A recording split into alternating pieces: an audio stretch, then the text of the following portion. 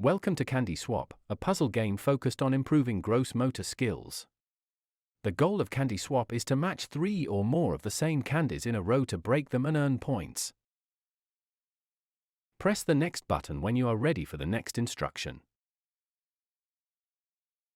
To match the candies, you can switch the place of a candy with one of its neighboring candies, up, down, left, or right.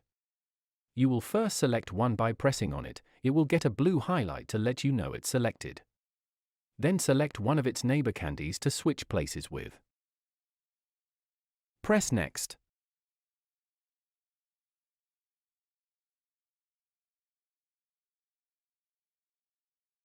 Each time you swap 2 candies, you'll need to complete an exercise. You'll see your controller pop up on screen and be asked to do a movement.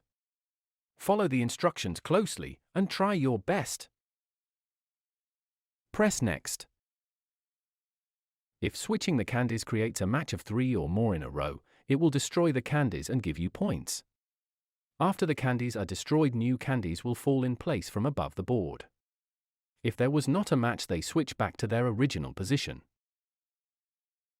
Press Next. If you are able to match 4 or 5 of the same candies in a row, you will be rewarded with a bonus special candy that will do powerful effects. Stripes clear a whole row or column, wrapped candies make a big explosion, and the super powerful donut will destroy every candy of a color on the board. Press Next. The game is played over many different levels. Each level you will have a set number of moves you can make in order to achieve the level's goal. If you have any unused moves when you beat the level, you will get bonus points. You can see how many moves you have left at the top of the screen. Press Next. There are 2 types of levels, ones where you need to meet a points goal, and ones where you have to match candies in certain locations.